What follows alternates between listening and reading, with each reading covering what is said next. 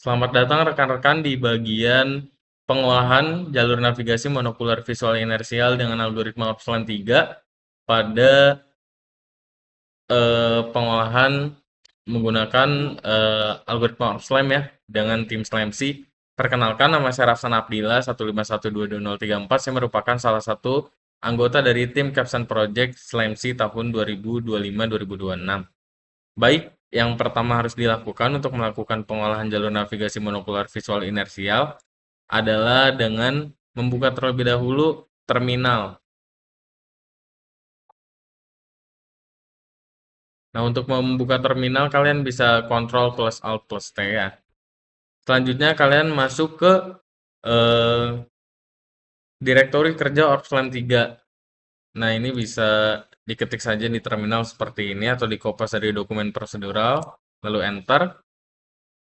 Nah, selanjutnya untuk menjalankan pemrosesan jalur navigasi monokular visual inersial, itu perlu beberapa file teman-teman. Yang pertama itu ada mono inertial GoProV, yaitu merupakan file eksekusi utama yang digunakan untuk pemrosesan visual inersial. Selanjutnya ada file orb vocabulary atau ya org.txt ya nama filenya yang ini. Nah, itu digunakan untuk vocabulary dalam proses identifikasi dan pencocokan fitur visual selama processingnya berlangsung gitu ya. Selanjutnya, file yang ketiga adalah file konfigurasi berupa monokular visual inertial YAML, yang dimana file konfigurasi ini tuh sudah disiapkan ya, yang dimana berisi settingan-settingan. Nah, kita bisa lihat terlebih dahulu apakah memang sudah ada.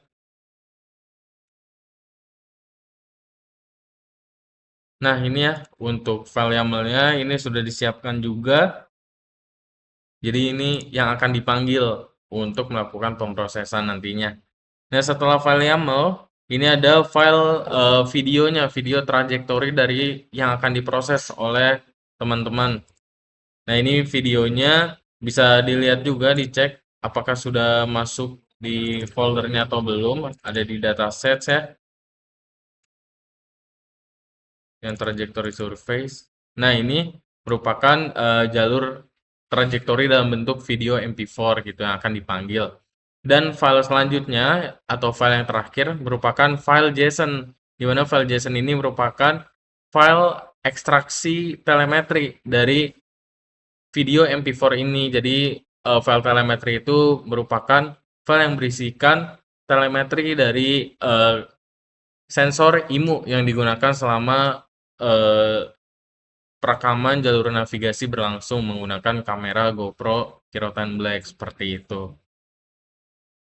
Nah, karena seluruh filenya sudah siap, kita bisa langsung saja menjalankan pemrosesannya, yaitu dengan melakukan pemrosesan dengan mengkopas atau mengetik seperti ini ya. Nah, ini langsung bisa berjalan. Kita tunggu sebentar.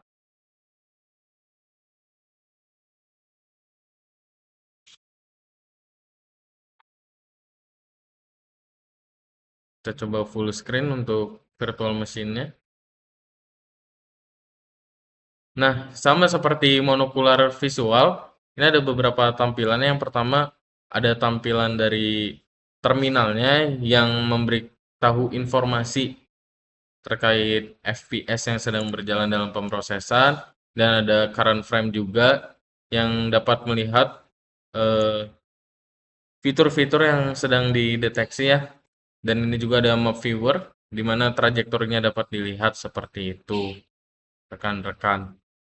Nah, ini juga kalian bisa melihat show points, ini show keyframes-nya bisa dilihat, terus show inertial graph-nya juga. Nah, seperti itu rekan-rekan.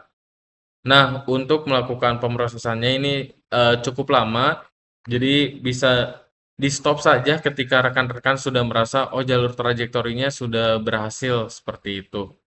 Nah, ketika sudah, itu rekan-rekan bisa pencet stop saja. Kita klik stop. Nah, ketika klik stop ini butuh durasi beberapa menit. Ya, ini rekan-rekan dapat melihat juga ya, bahwasanya keyframe trajektorinya sudah tersave dan ini bisa dilihat tampilan dari terminalnya seperti ini. Nah, ini seperti yang saya bilang tadi bahwa kalau di terminal tuh ada FPS ketika pemrosesannya seperti itu, kita bisa lihat secara real time dan ini savingnya seperti ini di terminal dan ini bisa kita lihat untuk hasilnya ada di files, ada di SLAMC,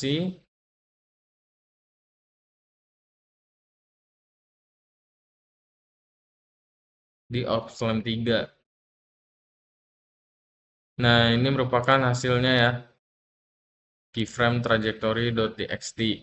Nah, ini karena saya stop ya, belum sampai selesai. Namun rekan-rekan nanti bisa mencoba sampai selesai. Nah, ini hasilnya. Hasil keyframe trajectory.txt-nya. Seperti itu, rekan-rekan. Nah, untuk dari file txt sendiri, ini kan terdapat 8 kolom ya. Di dokumen prosedural juga sudah dijelaskan, di mana kolom pertama itu ada timestamp atau ya waktu yang direkam gitu ketika proses navigasinya berlangsung menggunakan .mp4. Ini dalam satuan sekon. Terus yang kedua itu ada posisi kamera dalam sumbu X, yaitu translasi. Terus di kolom ketiga itu ada TY atau posisi kamera pada sumbu Y. Selanjutnya di kolom keempat itu ada TZ, posisi kamera pada sumbu Z. Nah, sebetulnya kalau dalam visual inersial, karena penyekalannya itu sudah baik, dan ketika kalibrasi itu menggunakan satuan meter ketika melakukan kalibrasinya, oleh karena itu, ini sudah dalam satuan meter, seperti itu rekan-rekan, untuk yang visual inersial. Selanjutnya di kolom kelima itu ada key X atau orientasi rotasi kamera terhadap sumbu X. Dan selanjutnya di kolom ke-6 ada Y, orientasi rotasi kamera terhadap sumbu Y. Selanjutnya di kolom ke-7 itu ada QZ, yaitu orientasi rotasi kamera terhadap sumbu Z. Dan yang terakhir atau kolom ke-8 itu ada QW, komponen skalar atau scalar part dari quaternionnya. Seperti itu rekan-rekan ya. Nah, ini sudah muncul ya hasilnya, ini artinya trajektorinya sudah berhasil diekstrak seperti itu.